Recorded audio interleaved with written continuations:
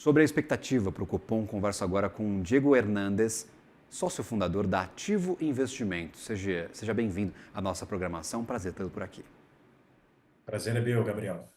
E aí, o governo está reclamando, não é o primeiro-ministro que é vocal em relação ao custo das taxas de juros. Eu recebi há poucos dias atrás aqui o ministro de Portos e Aeroportos e ele fez a mesma ponderação. O juro no Brasil restringe negócio, faz com que a economia pare, estanque.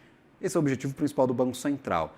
Mas é hora de cortar os juros, na tua opinião? É o que deve fazer o Banco Central nessas duas reuniões que faltam para 2025?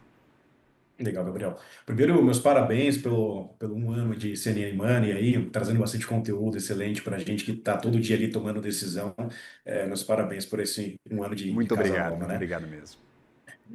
Bom, a gente acredita que esse é o momento, né, tão importante quanto você aumentar juros na hora certa, baixar juros na hora certa é tão mais importante, né? Lembrando que juro alto você mantém a economia ali, o lado real da economia é muito penalizado. Então, manter um juro alto por muito tempo faz com que você entrave, de certa forma, uma série de setores, né? Vários negócios que teriam ali a viabilidade com juro alto já não tem mais, seja pelo crédito mais caro, ou seja, ali, né, pela taxa de retorno daquele investimento no primeiro momento ser inferior a esse juro alto. Então, assim, como você disse, né, no primeiro momento, não é surpresa para ninguém, né, o resultado dessa que a gente vai ter amanhã do Copom não será surpresa, né, a gente estima ali que haverá ali uma manutenção do juro em 15% pela infelicidade do governo. O governo nenhum gosta de manter um juro elevado justamente porque você não gera um crescimento econômico, você não gera ali, né, uma felicidade para aquele governo, mas ali a gente tem ali nessa possibilidade de até o primeiro trimestre ali essa manutenção de juros, né?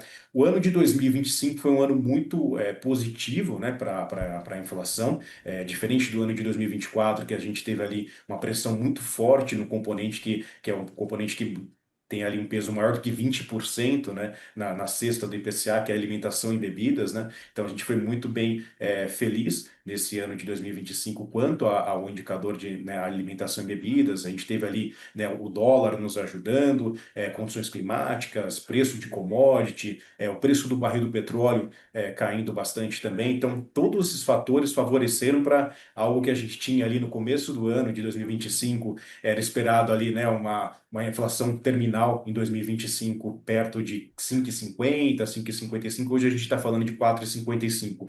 Ainda fora da meta, ainda fora da banda, mas muito mais próximo do que a gente tinha no começo do ano, né?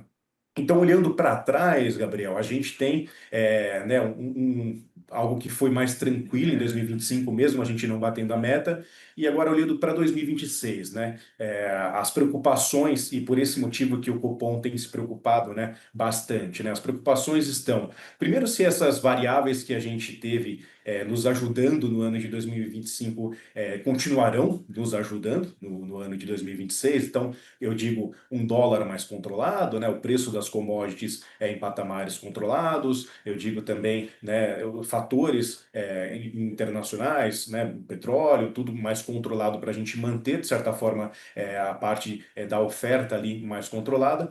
Mas também para 2026 a gente tem também outras preocupações, né? Será que, né, colocar recurso na economia, e quando eu falo colocar recurso na economia, eu estou falando da renúncia fiscal, né, do IR para pessoas até um salário de R$ 5.000, isso vai gerar dinheiro novo na economia. Qual será o impacto disso? Acho que essa é a preocupação, né? São mais de praticamente 30 bilhões ali de dinheiro novo na economia, demandantes, né? Quando você coloca ali, né, um recurso para uma população com uma renda menor, dado que a propensão marginal à poupança dessa renda menor, ela né, maior, é menor, na verdade, a pessoa ela acaba poupando menos, ela vai consumir mais, né? Consumo na veia, e aí se os outros, né, os outros parâmetros não estiverem ali nos ajudando, a gente tem ali, né, um ano de 2026 um pouquinho mais, né, de desafios, e é por isso que o Copom tem tomado bastante cuidado nessa redução de juros. É o que a gente sempre fala por aqui. O salário médio de um trabalhador CLT no Brasil, segundo dados do CAGED, é ali de cerca de R$ 2.500. O salário médio do trabalhador geral pela PNAD contínua é de R$ 3.500. Com estes valores, qualquer renda a mais você não poupa, você não guarda, você consome, Exato. você gasta. Então, tudo que tem de injeção de dinheiro na economia vai direto para consumo. Por isso que a gente chama atenção para estes volumes. E, claro, por isso que o Banco Central está colocando a taxa lá em cima e está tendo dificuldades de derrubar a inflação no país. Quando a gente fala de comunicação, eu disse há pouco que a expectativa majoritária no mercado para 95% dos economistas que eu perguntar para dar uma margem aí, porque eu acredito que seja 100%, para amanhã a expectativa é de manutenção de juros. Para o final do ano, já vi uma pessoa ou outra falando que tem espaço para cortar, mas a majoritária também a expectativa é manutenção de juros. Então a gente olha sempre para o comunicado, ou seja, o que está nas entrelinhas da comunicação oficial. O que você espera deste comunicado? Quais são os fatores que mais lhe chamam a atenção e que vão ali atrair mais o teu raciocínio para tentar decifrar o que o Copom planeja para os próximos passos? O último comunicado, resumindo, né, de forma global, o Banco Central falou que vamos continuar, né, pacientes, firmes e pacientes. Essa foi a frase que eu gravei do último comunicado. Eu imagino ali uma manutenção dessa frase para esse comunicado e acredito que se, né, houver indícios ali de algo para flexibilizar a política monetária, esses indícios ali aparecerão perto de dezembro. Eu acho que na reunião de dezembro a gente aí pode ser que a gente comece ali, né, a ter algum indício do que vai acontecer com a política monetária para o ano que vem.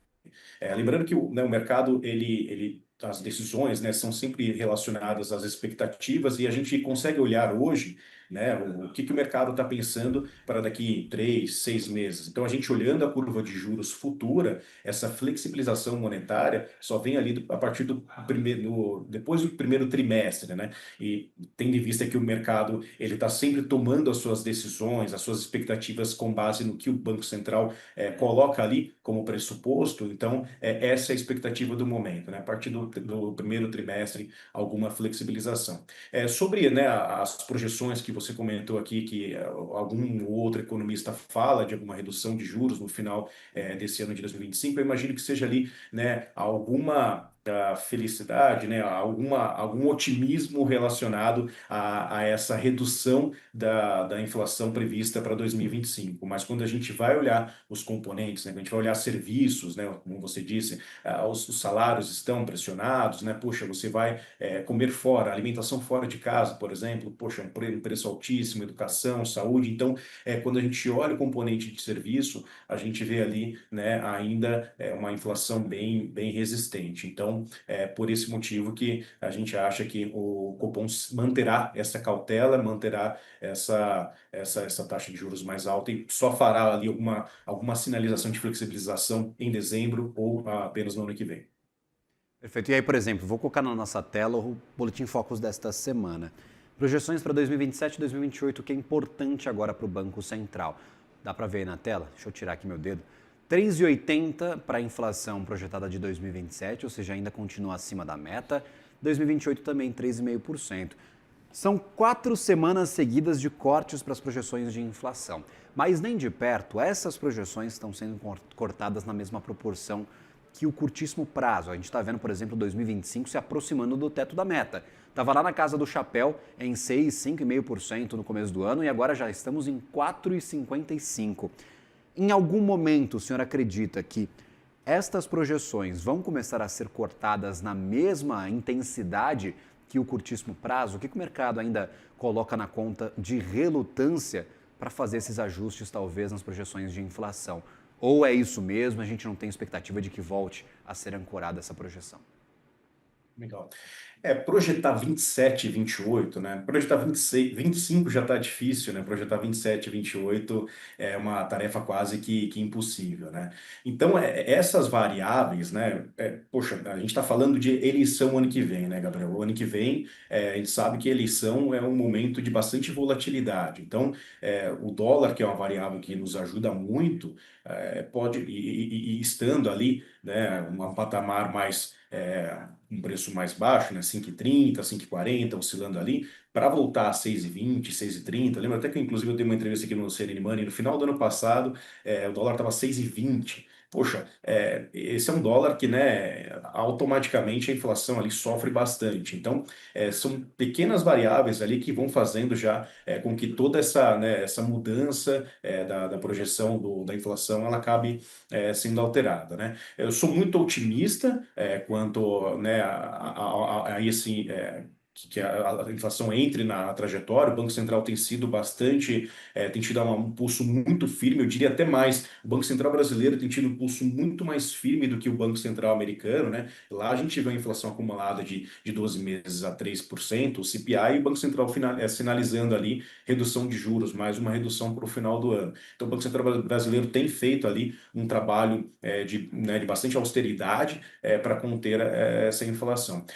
O ano que vem é um ano, de novo, um ano de eleição. Ano de eleição a gente sabe que, né, gasto público ele é aumentado. Esse gasto público ele tende ali, né, a financiar a própria campanha, tende ali tentar gerar, tentar reeleger, né, o partido atual, isso para todos os governos, independente do governo que você tem, o último mês, o último ano de mandato, é um ano de bastante gasto. Então esses gastos aí, o lado fiscal, ele pode vir na contramão, como tem vindo recorrentemente, né, contra a política monetária e fazer um efeito contra para a inflação. Agradeço imensamente pela participação. Conversamos com o Diego Hernandes, sócio fundador da Ativo Investimentos. Sempre um prazer. Até uma próxima. Um prazer, obrigado, até a próxima. Valeu.